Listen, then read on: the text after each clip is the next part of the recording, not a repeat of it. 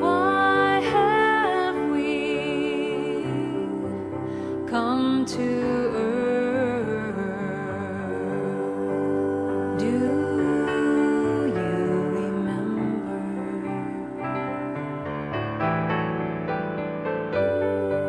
Why have we taken birth? Do you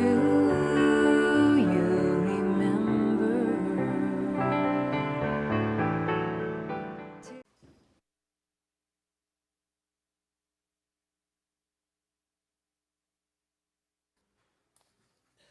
How are you today?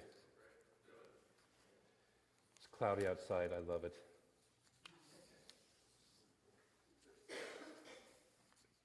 Makes me think of home. So we're going to start a new series today and look at creativity. Creativity, which is kind of the core of this. The theme for the whole year is "Behold, I make all things new," and so this is the kind of center core of that whole process of how do I make things new in my life and looking at that process of creativity. So we're going to spend the next 5 weeks. We got a 5 Sunday month, so we get to spend 5 weeks taking a look at creativity and how creativity works in our lives and how we can allow ourselves to become more creative. And that might be, oftentimes what we do when we hear creativity, we think of people who paint pictures or make sculptures or write songs, but we all are constantly allowing creation to happen through us, right? Yeah. Some of us are being creative about allowing that creation to happen through us, and some of us are just allowing creation to happen through us. Okay? So we want to become conscious and start playing with being creative in our lives. So today's talk title is In the Beginning, and that comes from the very first chapter, first verse of Genesis. In the beginning, God created. And I love that passage because one of the things it says that God created is us, in its image and likeness. So therefore, however God creates is how we create, because we're working on the same process. We're working on that same process. And so we want to become aware of that and start to take a look at that. There's 2 views of God creating that I want to kind of talk about first. We're going to set up a little process here. But there's 2 views of God creating. One is what I call the production view. God makes a production. God makes something, sets it off, and is no longer connected with it. Okay? And if you read some of the Genesis and some of that stuff, that sounds like what it is. God made the earth, set it in motion, and then hovers above it, watching it to see how it operates, right? Some of us grew up with that kind of a model in grade school and Catholic church and stuff like that.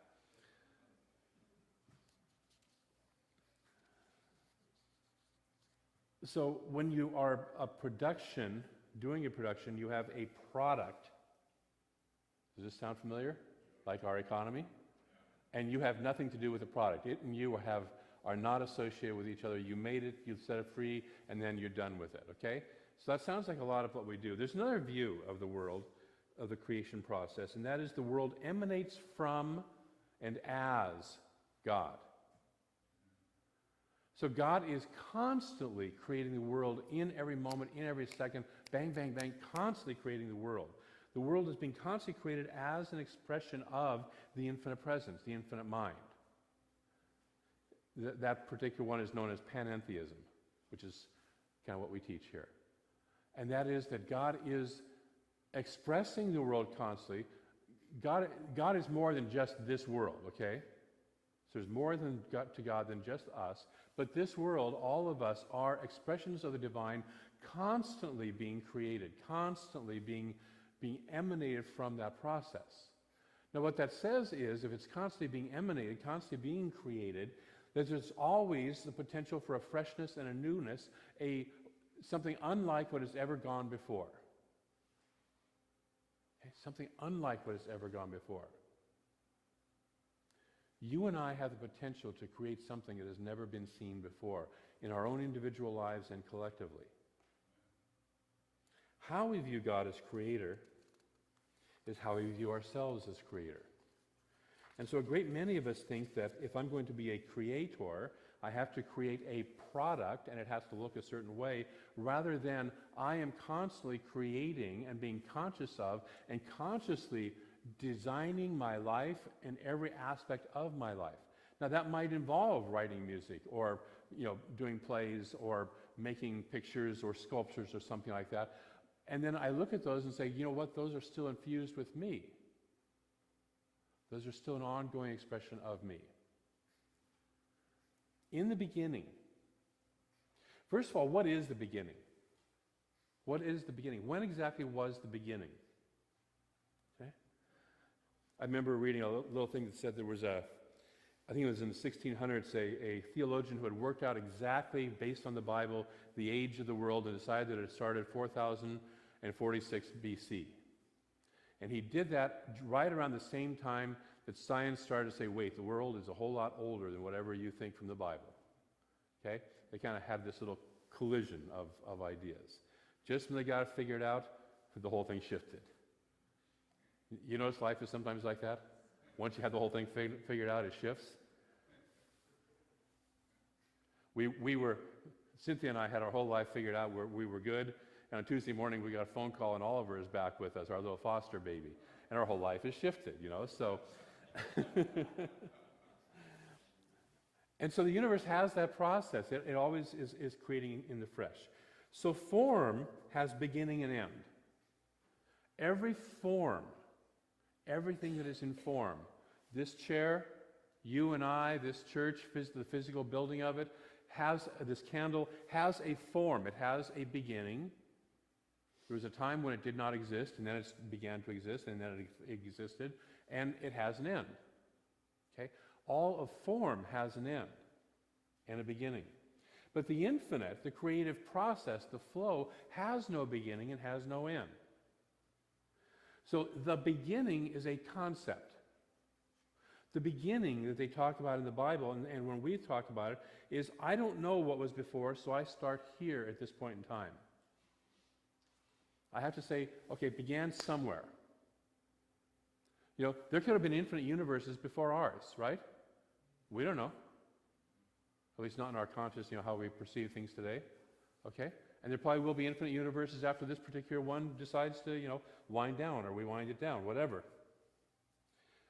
The beginning is a chosen point of space and time where we say, I'm going to start counting it from there. But the real process is, the real truth is, there is no such thing as beginning.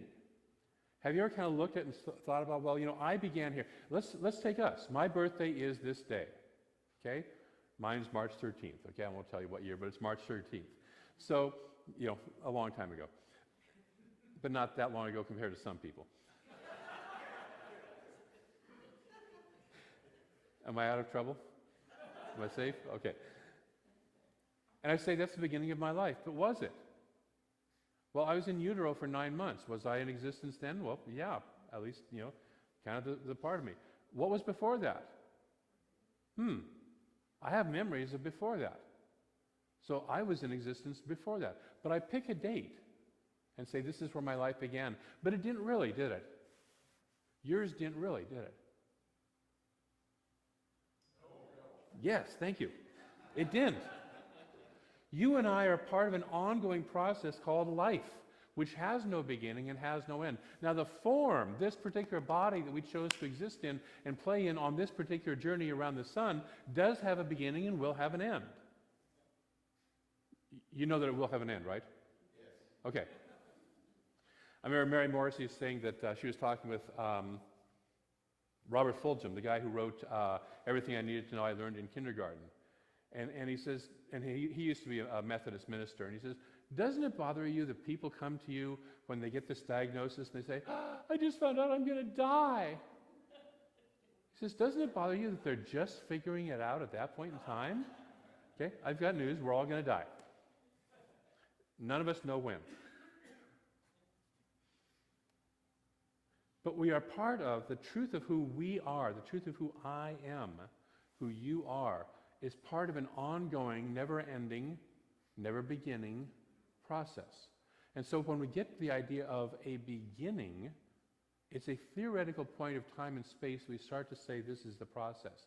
Now, why is that important in the creative process? In truth, if there is no beginning, Source has always been emanating and Source has always been creating.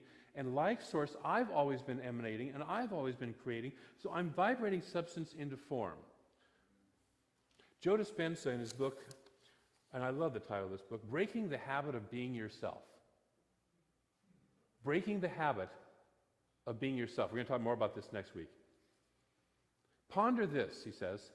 Everything in the physical universe is made up of subatomic particles such as electrons. By their very nature, these particles, when they exist as pure potential, are in their wave state while they are not being observed. They are potentially everything and no thing until they are observed. They exist everywhere and nowhere until they are observed. Thus, everything in our physical reality exists as pure potential. Everything in our physical reality exists as pure potential. When I create, I'm tuning into a process that has always been happening through me. When I get that I'm not a person who began at this point and I'm going to end at this point, but I am part of a life process that is ongoing without beginning, without end, I am taking part in a conversation in the universe, a song in the universe, whatever you want to call it, a dance of the universe that is ongoing, that is never beginning, never ending, and I get to play in it and dance in it. And guess what? I get to choose, if I'm conscious enough, I get to choose how I'm going to play in that. Isn't that exciting? Yeah. I get to choose how to play in it. Most people go through their lives doing the same two-step over and over and over and over. I'm grateful for all of you because we come to a church that starts to say, you know what, there could be 3 steps. There could even be 4 steps. Or the hokey pokey, or whatever it is. When I create, I'm tuning into this process. I might aim it in a new direction. I might apply it to a new form, but the process, the creativity, has always been moving through me. Everything in your life you've created. Everything that has ever been created was first a thought and then a form. It's been created twice. First in mind and then in form. We were working on this with the Prosperity Plus people this week, and I remember Cynthia walked around. She said she spent a day just walking around looking at everything, and going, that was first a thought. That was first a thought. This piece of clothing was first a thought. Everything was first a thought. Before it ever existed in form, everything was a thought in somebody's mind. Everything in your life was either a conscious or unconscious thought in your mind. Let that in for a moment. Everything in your life was either a conscious or unconscious thought before it moved into form. Like I like to say, that's the good news, bad news of this teaching. The universe has always been having this conversation called creativity. Today, as we become more conscious of it, we now tune into that conversation, and we may want to aim it in a particular area of our life. We may want to start to apply it. Joe Dispenza goes on to say, if subatomic particles can exist in an infinite number of possible places simultaneously, and quantum physics says they can, we are potentially capable of collapsing into existence an infinite number of possible realities. Think about that. An infinite number of possible realities. Don't like your reality? Change it. Take a breath. You can change your reality. It's the core of our teaching. Change your thinking, change your reality, or change your life. In other words, if you can imagine a future event in your life based on any one of your personal desires, that reality exists as a possibility in the quantum field waiting to be observed by you. Like clay, the energy of infinite possibility is shaped by consciousness, your mind. Now, what I want to say about that is I find that in practical reality, it's not just my desire, my personal desire. It's a soul desire. It's that, you know the difference between, wow, wouldn't it be nice to have a new Cadillac, and there's something that's really calling to me. You know the difference between those feelings, okay? It's that what's really calling to me, that is the one that has the juice behind it, that has the power behind it, that has the energy behind it, because we have to put our consciousness into it. And our consciousness, and another way of saying our consciousness, is our love, our heart. We love this life into existence when we get conscious with it. But it can't be just like it. It can't be this kind of lukewarm, tepid, yeah, it'd be nice if I won the lottery. Or, whatever. Met the person of my dreams. Had the body I wanted. Had the job I wanted. Okay? It's not just this tepid, it's that soul desire. What is my soul calling for? And what happens oftentimes is we hear the soul call and we say, oh, that's not possible, and put a clamp on it right there. Okay? And we say it's not possible because we don't know how. Our great Western blight, if you will, of the mind. If I can't figure out the how, I'll just simply stop the process. But we don't have to figure out the how, right? We don't have to figure out the how. I don't know how to make a wave move into a particle. And trust me, none of the atomic scientists who are working at that level know how to do it either. They don't know how the process works, but they do know that the process works. See, I don't know how the electricity works, where it comes from, all that stuff. I mean, and when I talk about where it comes from, I don't mean a charging station or a generating station somewhere down the road. I mean how electricity, what is it really, works. I do know how to flip on a light switch and get light. I do know how to plug in that toaster we talked about last week and get toast. Okay? I don't need to know how it works. I don't need to know how the process is, but I do need to decide how I'm going to apply, knowing that the process is in flow, how am I going to apply it? What mold am I going to create? Ernest Holmes equates it to being in an iron foundry where the iron is constantly in a molten state flowing and we're making the molds. We're creating the molds. That's all we have to do. We're mold makers for our lives. Most of the time, we're recreating the same old molds, moldy old molds, that we've had before. Because we're either recreating from yesterday's pleasure or yesterday's pain, trying to either get more of one or avoid the other. Instead of saying, wow, what's new beyond even that? What's new beyond even that? See, that's where in the reading it says to have that beginner's mind. To approach life fresh. To say, you know what? I've been living between this and this. There is another option available. There are probably a bunch of options available. How do I want to play with this? How do I want to play with this infinite substance that can be molded into anything I want? Did you get that word, anything? Yeah. Anything.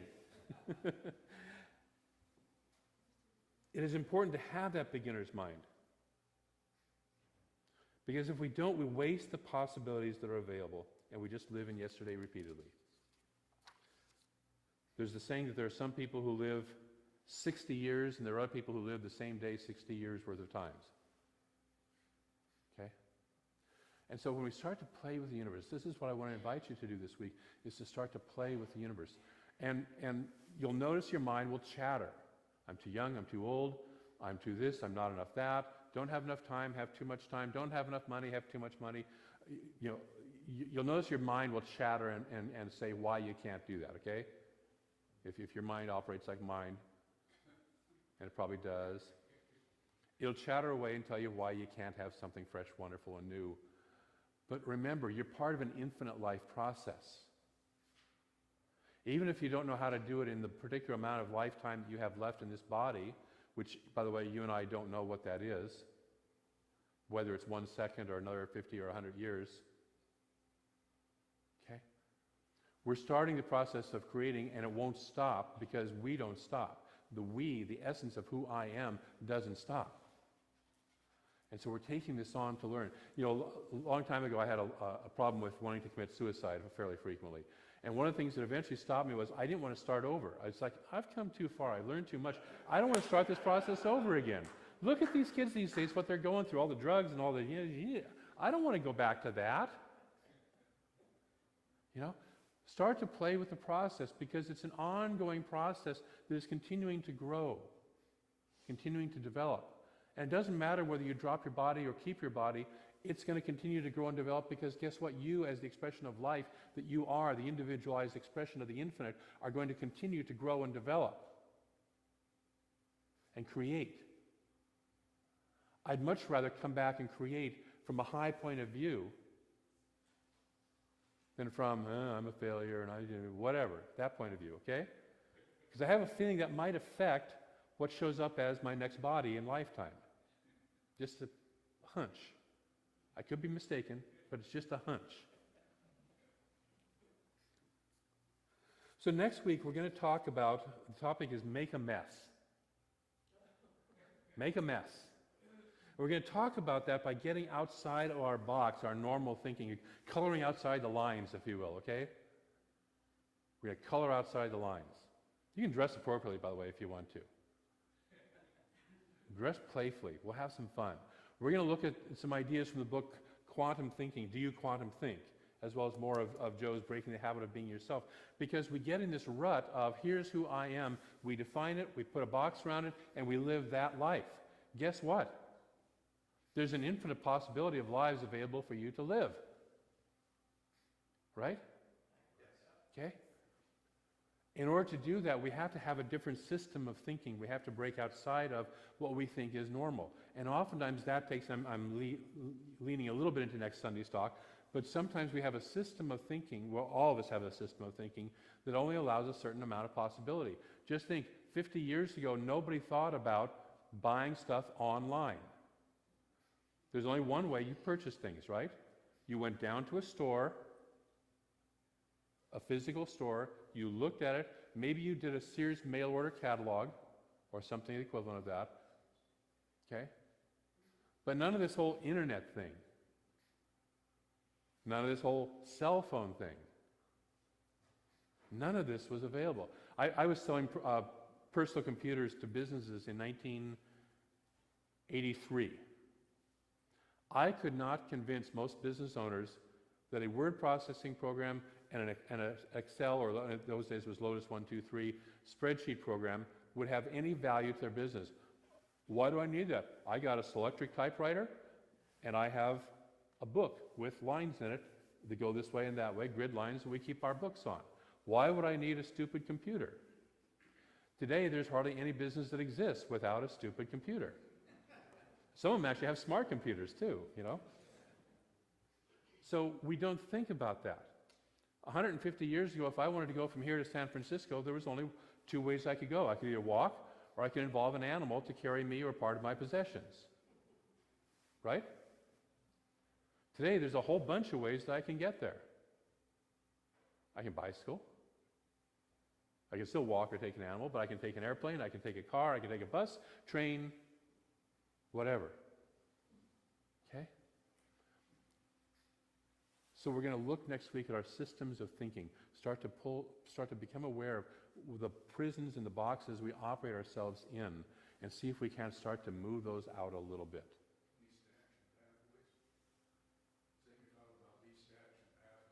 Okay, so our neural programming, we'll talk next week.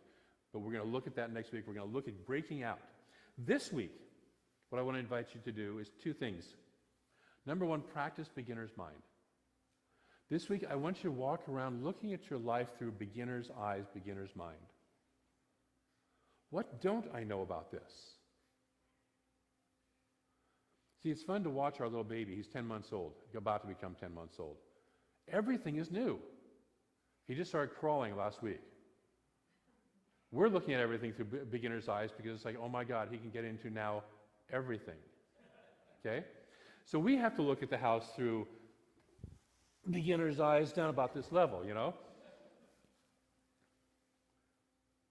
Look at your life through beginner's eyes. What's new? How can it be different? Just play. And then number two is take one area of your life and imagine a completely new way for it to be. Take one area of your life and use your imagination. How could it be? And it doesn't have to be practical. It does not have to be practical. This is not go change your life. This is just imagine. All this is doing is just playing with your imagination. Okay? Don't try to figure out the how. All this is doing is stretching our minds for a possibility. So I'm not saying go in a week change your life. I'm just saying go and imagine. Take one area of your life, look at it and say, how could this be completely different? If you want a real challenge, take an area of your life where you're feeling challenged right now. And say, how would I like this to be? What's a completely different possibility from the way that it is right now that it could be? If you want to have real fun, pick 2 or 3 different ways that it could be. The universe isn't limited to one other possibility. Pick 2 or 3 or 4 or 5 different ways that it could be. And imagine them. By imagining them, that means how would it look? How would it feel? How would it sound? How would it taste? What would it smell like? What's the interactions that would be happening? Get into it. The same as if I was going to imagine myself in a new car, I'd probably go test drive the cars, get the smell of it, get the feel of it, find out what it's like when I'm driving it, find out all that stuff, and so I could then go home and visualize and imagine that's what it feels like driving that car. Okay? That's what I wanted to invite you to do with your imagination, is get into a new life and play. Become a kid. Become a kid again. And play with this new life. If you need help with that, go find a kid to help you play. We have some in the next service out in the children's church. Okay? And if not, remember what you were like when you were a kid. Remember when we were kids, we'd play all sorts of things, and we didn't need the tools. We'd make tanks out of boxes or whatever. There's certain kids I know who you give them a present, and the biggest thing that they're excited about is the wrapping and the box. And he's like, oh yeah, that's a cool present. Let me play with the box here for a while, yeah? You watch a cat, and that's what they definitely do, right? Okay? So play. Are we willing to do that? Okay. What I'd like to invite you to do then is, if you notice something starting to shift in your life, again, come back and share it with me. Let me know. I love hearing stuff like that. I love hearing how this stuff is working in your life and how you're applying it. Because each of you and I are going to apply this differently. I want to close with a quote from J. Krishnamurti.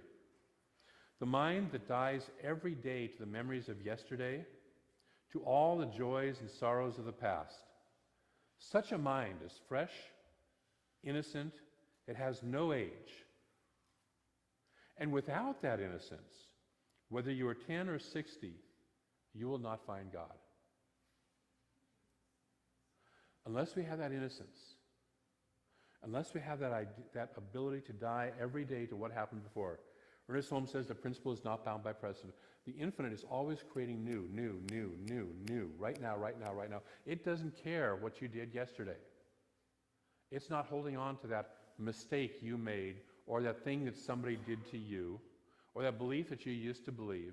It doesn't care. Guess who cares? And so as we begin to let go of it, as we begin to say, wait, today is a brand new baby day, how can I create with it today? When we start to play with that, we're playing in alignment with the universe. And then, not only is just creation happening through us, but we are creating with the universe, we are dancing with the universe. This week I invite you to dance and play with the universe. Let's move into prayer. So taking in a deep breath, I just simply know and expand my consciousness, my idea of how big and how vast and how wonderful the universe is. Infinite possibilities, infinite numbers of universes, infinite ways of being. This universe is infinite joy, infinite love, grace, beauty, wisdom, abundant good, vibrant, healthy life energy. That is what the universe, the true nature of the universe is. And each of us is one of that right here and right now. We are individualizations, and we get to play in the nature and choose in the nature of the individualization, of the nature of our individualization. By listening to that which wants to be created through us, to our highest and greatest wisdom self that says, this is the life I came here to live. And so I speak my word that each of us sits with that question and just simply answers that question. This is the life I came here to live. I look at the life that I have and I imagine new possibilities, new ways of expressing what that is. Even if I'm already living the life that I think I'm here to live, what are new possibilities for expressing that? I don't have to know how. I don't have to figure it out. I simply have to take the consciousness, the loving observation, and apply it and love into form that life, that form that is the expression of the love of the universe moving through me. I love it into form. Instead of making it happen, working it, forcing it into form, I allow it to move through me with great love by the application of my consciousness, my focusing mechanism, to focus this infinite potential of the universe and collapse it into a possibility, into a probability, and into a form that I love. And it does not care what happened before. And so I let go of anything that I've been holding on to that says I can't, because that is a full-out lie. The universe only knows I can. The universe only says yes. And so we open to that possibility. We open to the infinite possibility. We choose consciously what it is. We allow ourselves to imagine it, to feel it, to taste it, to experience it. And we let the universe do its work of moving it into form and expression. And so for all this, I'm grateful for the good that is coming out of this process as we play, as we become more conscious of our role as co-creators with the divine in this universe. All the good that comes out of this blesses us and blesses way out beyond us. And so I'm just so grateful for this. I'm grateful for each and every person who is playing in this universe, who is dancing this universe into being in greater and greater ways. And so I release the process of how this shows up into a law that moves into form and expression and experience in our lives right here and right now. It does so with ease and with grace. We just simply make it welcome. And it is done. And together we say, and so it is. Thank you.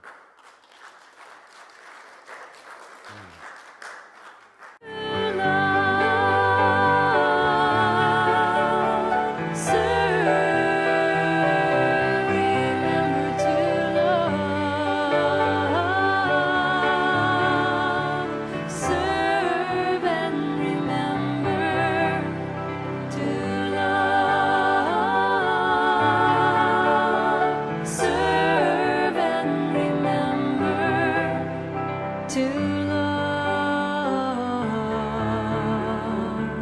serve.